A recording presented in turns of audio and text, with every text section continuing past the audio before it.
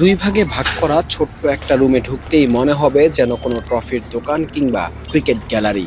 অবশ্য ভুলও নয়, শ্রীলঙ্কা ক্রিকেটের অর্জনের দোকান এই ক্রিকেট জাদুঘর। বিশ্বের বিভিন্ন দেশে স্টেডিয়ামগুলোতে দেখা মেলে গ্যালারি কিংবা ট্রফি রাখা শোকেসের।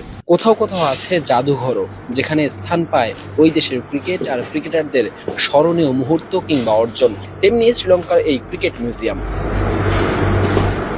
ছোট্ট এই ঘরে আছে মাত্র 150 ট্রফি, বাকি আরো 400 ট্রফি জায়গার অভাবে রাখা হয়েছে শ্রীলঙ্কা ক্রিকেটের অফিসে। এখানে কি নেই? 1983 সালে পিসারা ওভালে ভারতকে হারিয়ে প্রথম টেস্ট জয়ের ট্রফি থেকে সবশেষ লঙ্কানদের 2022 এশিয়া কাপ জয়, ঝকঝকে আলোর নিচে চকচকে ট্রফি। এই জাদুঘরে আছে বাংলাদেশও। 2007 বিশ্বকাপে বাংলাদেশের স্কোয়াডে থাকা সব ক্রিকেটারদের স্বাক্ষরিত ব্যাট রাখা আছে এক কোণে। প্রশ্ন, বাংলাদেশে কি খুঁজে পাবেন এমন কিছু? 97-এর আইসিসি ট্রফি আর একমাত্র ত্রিদেশীয় সিরিজ শিরোপা ছাড়া বড় কোনো অর্জন নেই টাইগারদের। তবে সাবেক থেকে বর্তমান ক্রিকেটারদের ছোট ছোট অর্জন কিংবা দেশে বা দেশের বাইরে প্রথম জয়ের মুহূর্ত সহ অনেক কিছুই যে চাইলে রাখা যায় এমন কোনো গ্যালারি কিংবা জাদুঘরে। এতে যেমন অনুপ্রেরণা পাবে ক্রিকেটাররা, তেমনি সমর্থক সহ সবাইকে দেয়া যাবে দেশের ক্রিকেটীয় সংস্কৃতির বার্তা।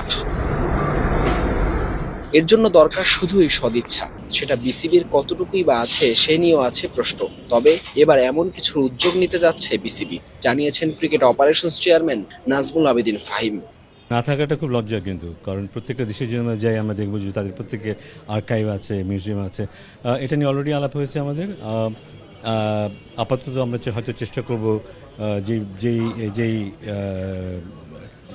কি বলবো আর সড়কগুলো আছে সেগুলো কালেক্ট করার এবং একটা আইডিয়াল জায়গা দেখে সেটা কিভাবে আমরা বিন্যস্ত করতে পারি। আমার মনে হয় যে হয়তো খুব তাড়াতাড়ি একটা প্রক্রিয়া শুরু হবে।